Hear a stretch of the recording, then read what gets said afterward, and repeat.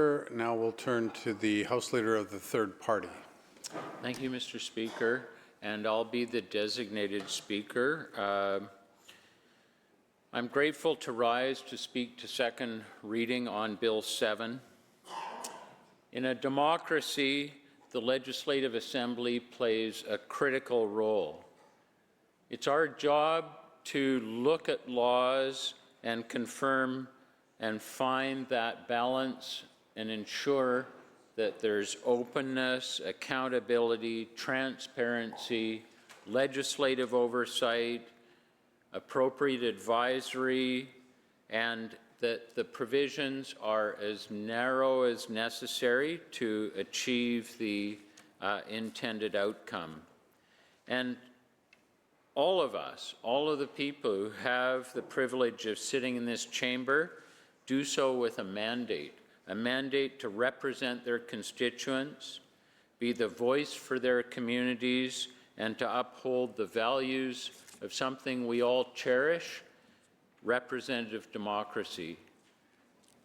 This is what we can see slipping away south of the 49th parallel, and we are determined, as I'm sure every member of this legislature is, to uphold the democratic process that we find so important.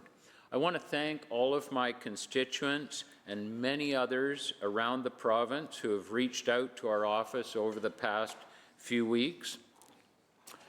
We share your concerns about this bill, something that we've been clear and vocal about with this government.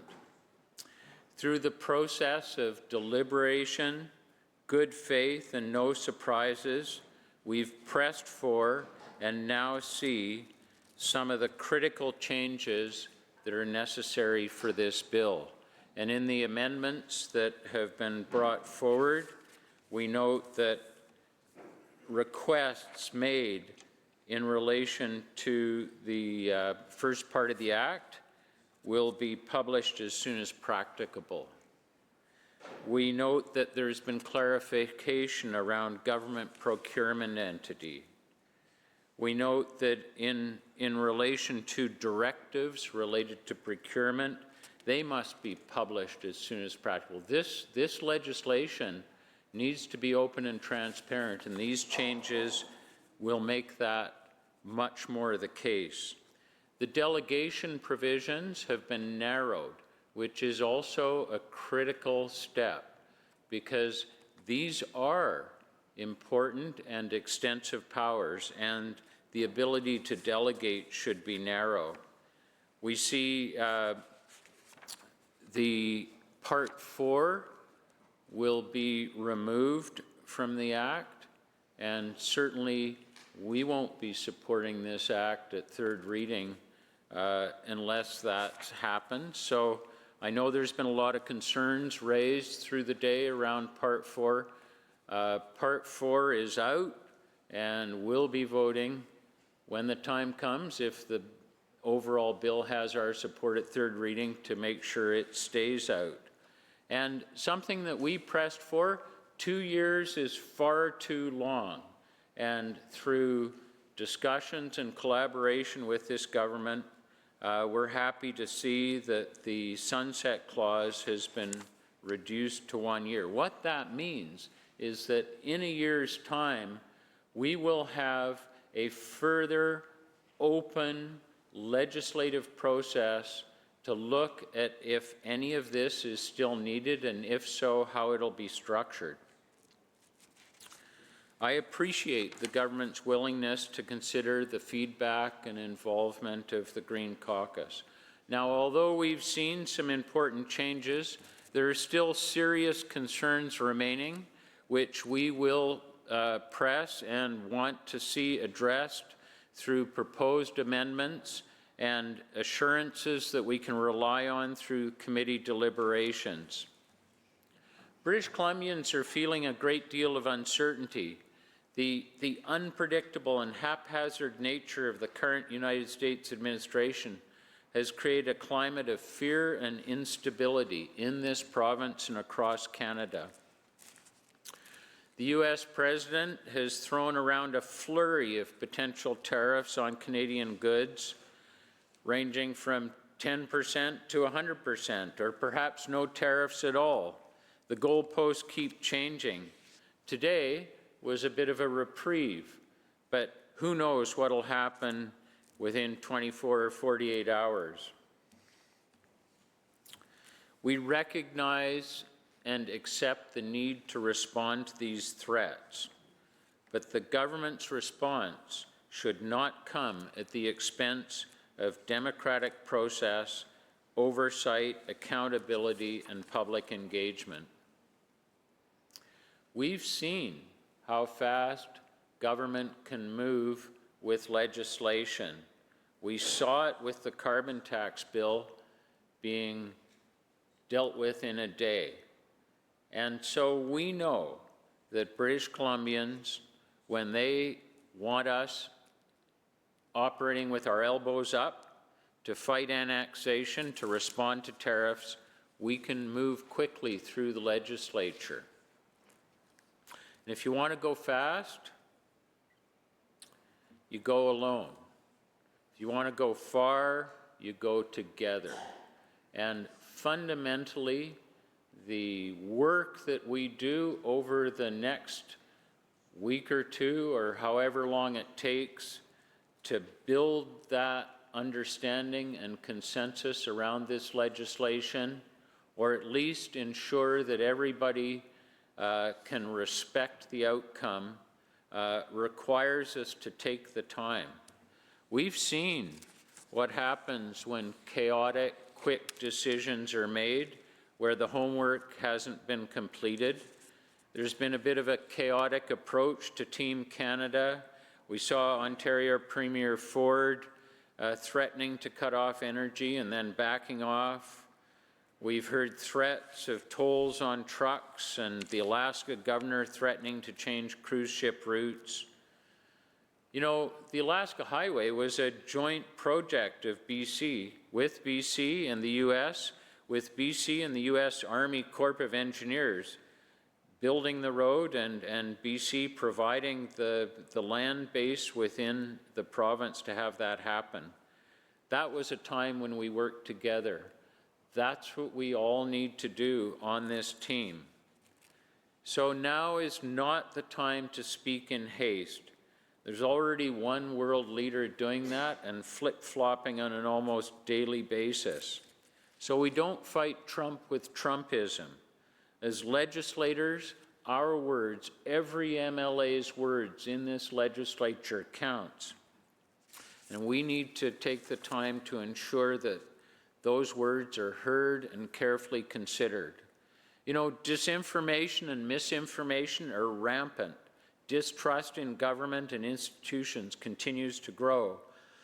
At a time when some governments are seeking to concentrate power in the hands of a few, while the people they claim to support struggle with meeting their basic needs, we need to show what the path should be, which is taking the time.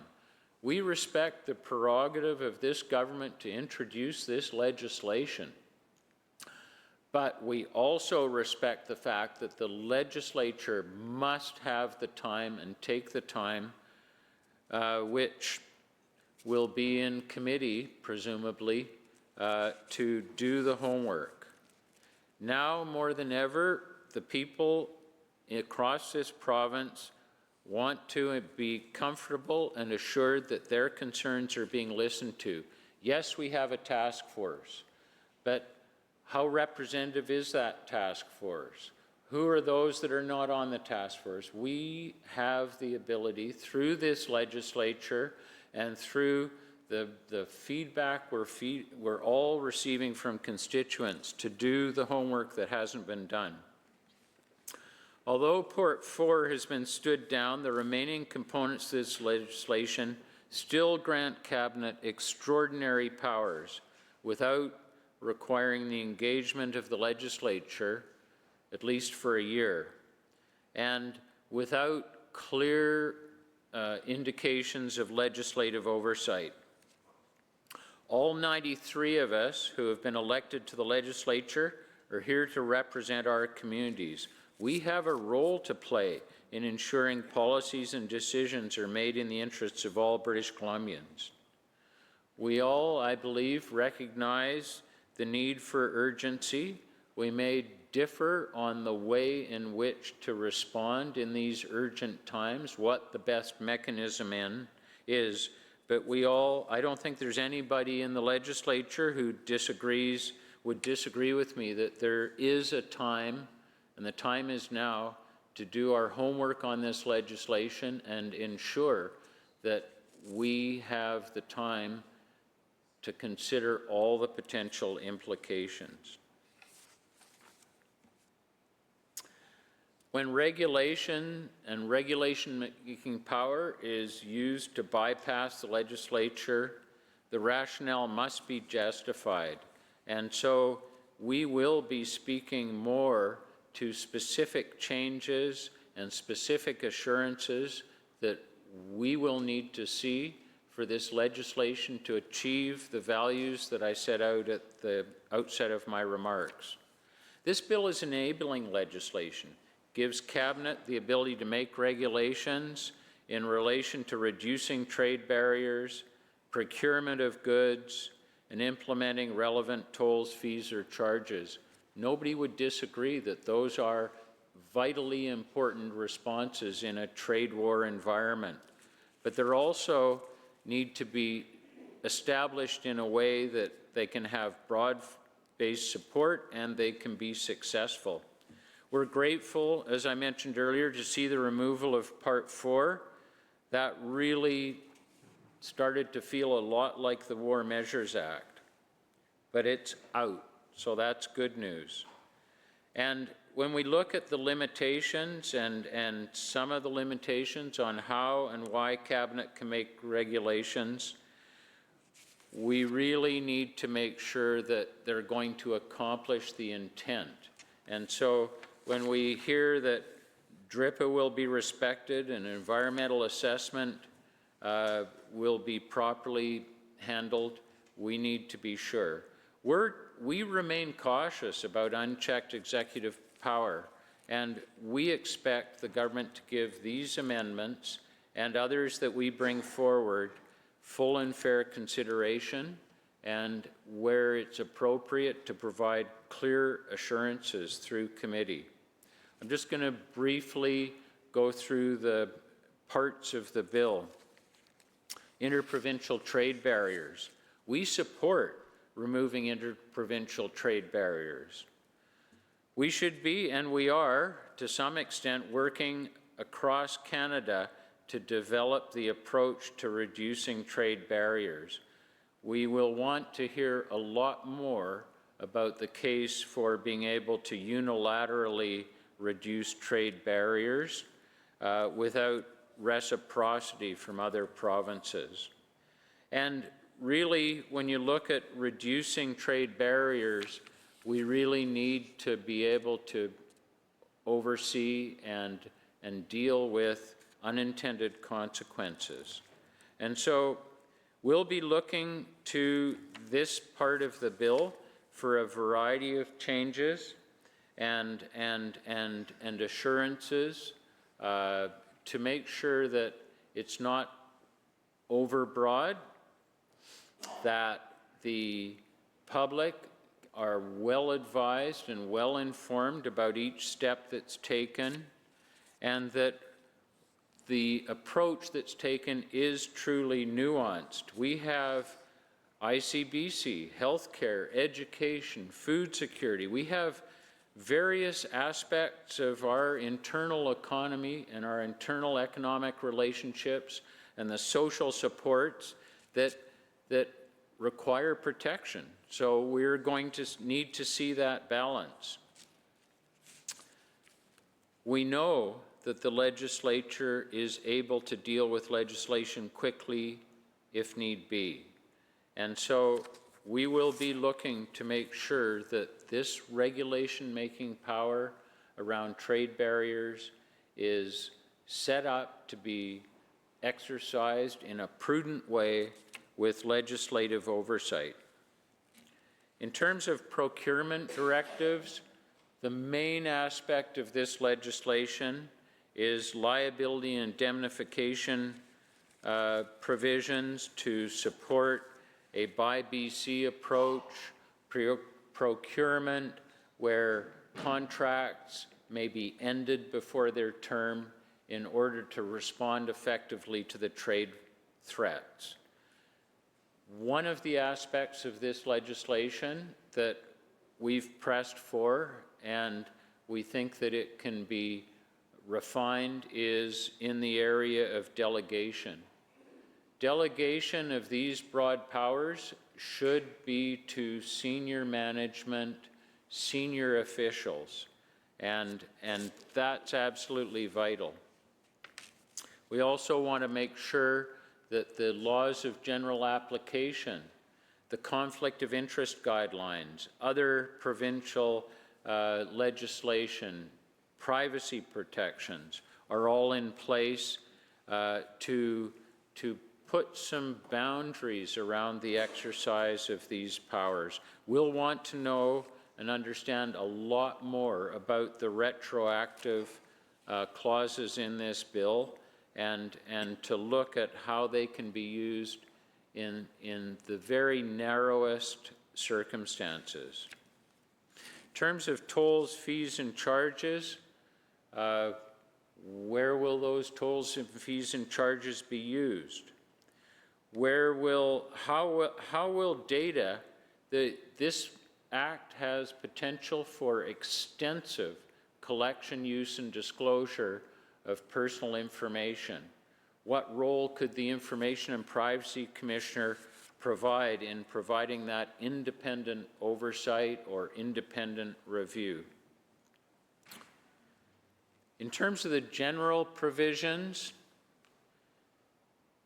they're also very important. And what's missing in the general provisions, and something that we'll want to seek and get significant assurances on, is around the legislative oversight.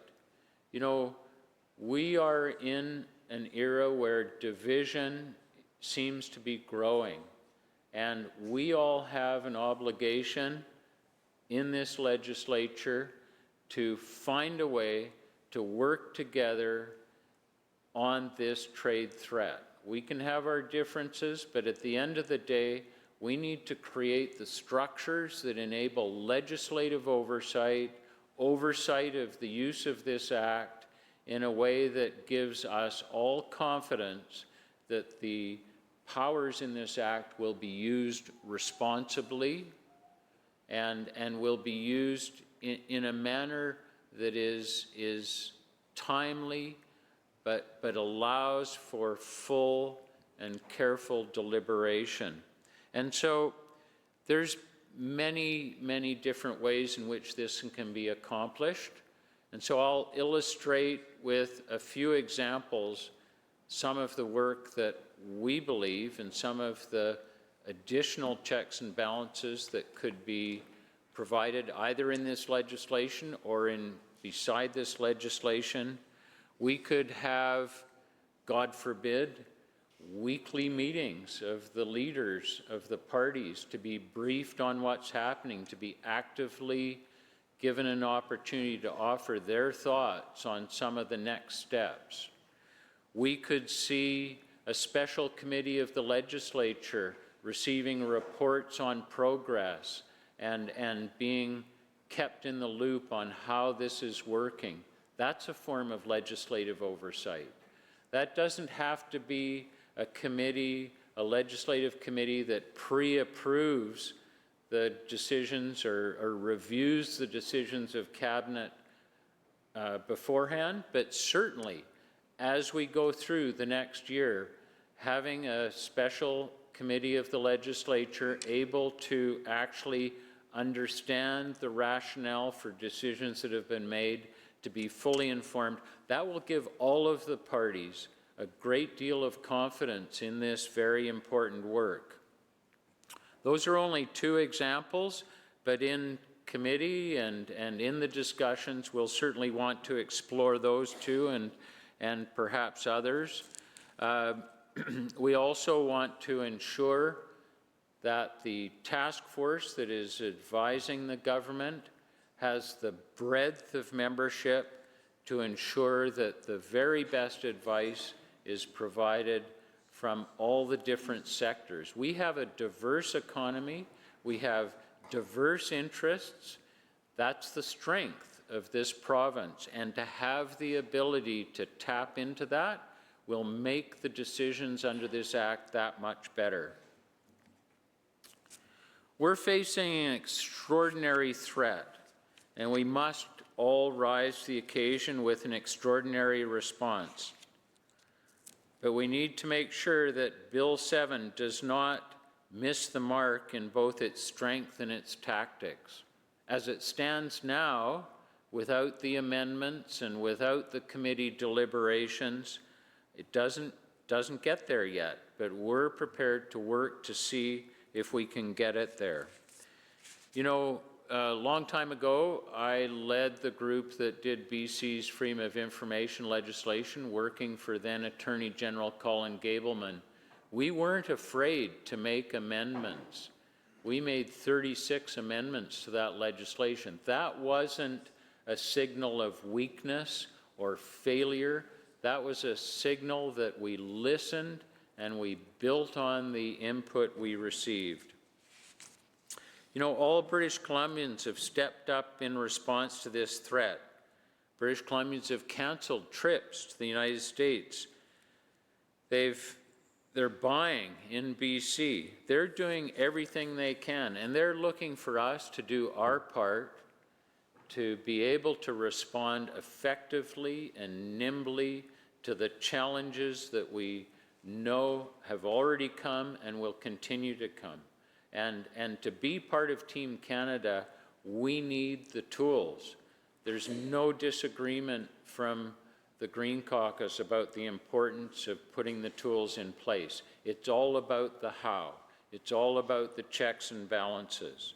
And so we've rolled up our sleeves over the better part of 3 weeks and spent a lot of time to look at this legislation and identify the types of changes that are needed either through amendments or clear assurances.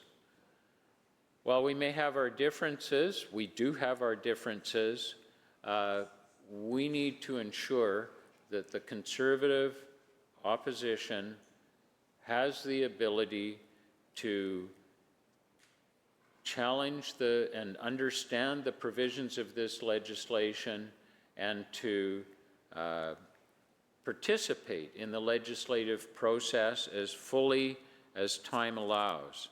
And to do that, we're looking to this government to take the time to respect the legislature, to spend the time needed in committee to actually work through this legislation together. And we're looking to the Conservative opposition respectfully to respond to that opportunity in a constructive, pragmatic way so that we can show British Columbians how we can all work together to get this legislation to the point where it can pass through the House and the work that we need to do can be focused on south of the border, on whatever Trump's next move. At the outset of these remarks, I pointed out that openness, transparency, accountability, legislative oversight are absolutely fundamental to any piece of legislation. This legislation is no different, and it's even more important given the ability we will be giving Cabinet to be nimble, to have those types of provisions in place in a manner that does not risk the future support for the legislation. And so So the time is now to take that time, take as much time as we need to really dig into the legislation.